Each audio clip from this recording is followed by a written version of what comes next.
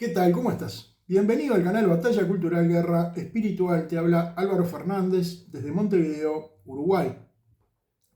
Bueno, hoy voy a empezar por hacerte una confidencia. En este pequeño canal que fundé el 14 de julio, hace 3 meses y una semana, exactamente el día de hoy, el 37% de mi público tiene más de 65 años.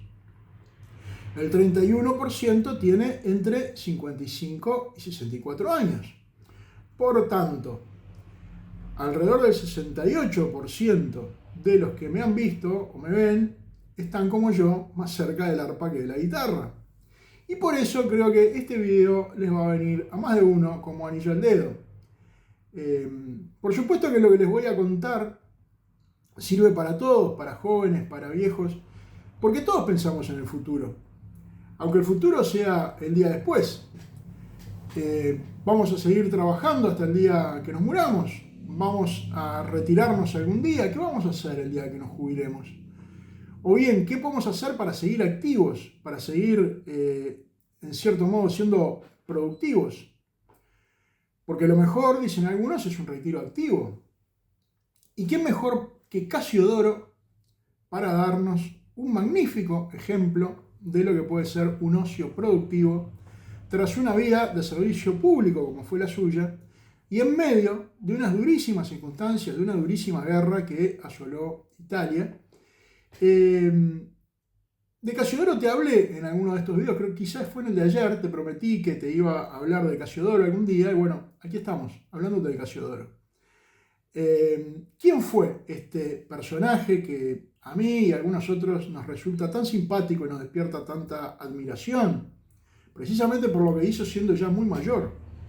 Bueno, Casiodoro nació en el año 487, apenas 487 después de Cristo, ¿no?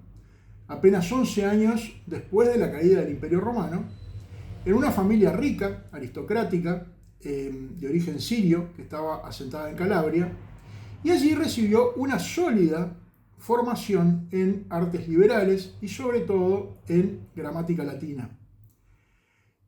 Cuando comenzó su cursus honorum, fue consejero de su padre, cuando éste trabajaba para el rey ostrogodo Odoacro, que fue el que depuso al último emperador romano, que fue Rómulo Augustulo.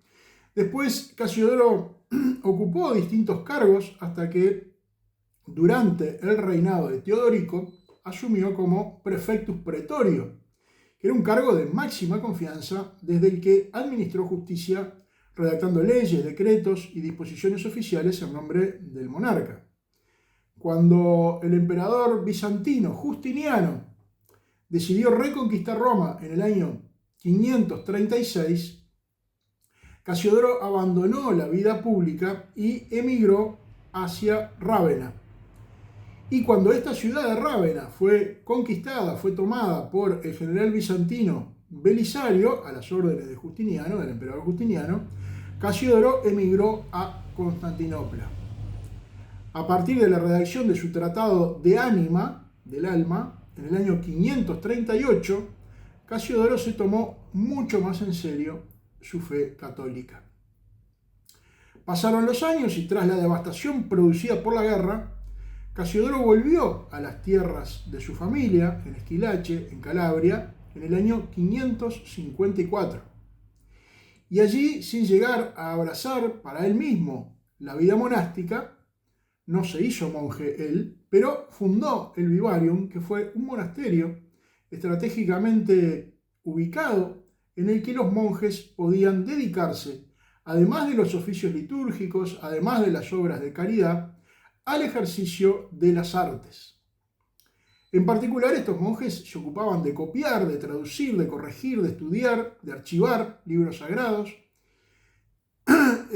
Bueno, por supuesto también libros patrísticos, libros clásicos, y para ello contaban con una muy completa biblioteca para la época, ¿no? Algunos de los códigos y manuscritos producidos en el monasterio alcanzaron una popularidad considerable, llegaron a ser muy valiosos, tuvieron una gran demanda y bueno, parte de las copias y las ediciones revisadas que se vendían tenían como objeto financiar precisamente las actividades del monasterio. Casiodoro estableció además una escuela de estudios divinos y humanos, cuyo modelo educativo supo combinar con la vida contemplativa, o sea, la vida activa combinada con la vida contemplativa, y en su vivarium Casiodoro procuró además unir o sintetizar lo godo con lo romano, lo occidental con lo oriental, lo antiguo con la nueva cultura que surgió de las ruinas de Roma, o sea, trató de adaptar todo lo que venía de antes con ese mundo nuevo que comenzaba. Ese fue un legado propio, incluso aparte del rescate de lo antiguo por parte de los monjes. Y entonces, bueno, además de rescatar, como decíamos, grandes tesoros de la sabiduría antigua latina y griega, sus escritos y su visión contribuyeron a sentar las bases del andamiaje académico de la Edad Media, tan importante después, bueno, por ejemplo, como te contaba el otro día, para la fundación de la universidad. No se conoce con exactitud la fecha del fallecimiento de Casiodoro, pero se estima que murió a los 93 años después de la redacción de su tratado de ortografía. Todo esto fue posible porque, bueno, Casiodoro, que al fundar el vivarium tenía ya 67 años, por eso lo pongo como ejemplo de ocio productivo, consagró el resto de su vida a una vida orientada a restaurar y preservar las obras de la cultura antigua para la posteridad. Quiso dejar un legado ocupándose del rescate de esas cosas que le venían de atrás, que él había vivido, que él había visto, que él había estudiado, y quiso transmitirlas hacia el futuro. En un mundo que estaba cambiando completamente, porque había caído el Imperio Romano y porque se estaba formando otra realidad totalmente distinta hacia el futuro, que es más o menos parecido a lo que nos pasaba, y estamos en un cambio de época, nadie lo duda, ¿no? Totalmente distinta a la época que se viene ahora hacia el futuro, que lo que vivimos nosotros, que lo que nacimos, lo que tenemos 60 años, lo que peinamos canas. Y si bien es cierto que no todos tenemos los mismos intereses, ni las mismas circunstancias, ni las mismas posibilidades que Casiodoro, la idea de un ocio productivo para mantenernos activos y para dejar un último legado a las generaciones futuras es tan aplicable al trabajador manual que todavía puede usar sus manos para restaurar un mueble antiguo, como para el trabajador intelectual, que aún puede usar su cabeza para escribir una carta al diario, para dar una conferencia sobre alguna materia concreta que le interese, o incluso para contarle a un grupo de jóvenes cómo era la vida antes de Internet, antes de los celulares. Por otra parte, y a la luz de los cambios tecnológicos que se están produciendo, a pesar de los medios materiales con que contamos hoy, entendemos que es necesario conservar la memoria viva de este tiempo en el que vivimos, en cierto modo también, por supuesto, para refugiarnos y para defender ese rincón del mundo del que te hablaba ayer, y transmitir esas experiencias de ese mundo del que hemos sido protagonistas activos y que ahora se está yendo. Somos nosotros los que nos criamos sin celulares y con las únicas pantallas del cine y la televisión los que tenemos el deber moral de transmitir a los que vienen detrás cómo era ese mundo. Transmitir las maravillas de ese mundo donde la tecnología estaba al servicio del hombre y no el hombre al servicio o esclavo de la tecnología. Transmitir las vivencias de aquel mundo en el que los libros eran de papel y el contacto con la naturaleza algo bastante corriente, no era un privilegio de clase como puede ser hoy. Somos nosotros los encargados de contarle a las nuevas generaciones cómo fue vivir en aquel mundo donde todavía la verdad se aprendía al contemplar la realidad y no se rechazaba tanto como ahora por adhesión a una burda ideología ya prácticamente desde el jardín de infantes.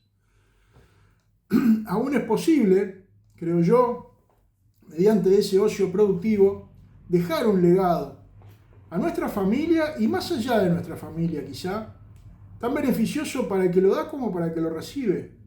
Un legado que solamente estará completo si incluye otro privilegio de nuestra generación, que nuestra generación recibió, que es la transmisión fiel de la fe que nos legaron nuestros ancestros.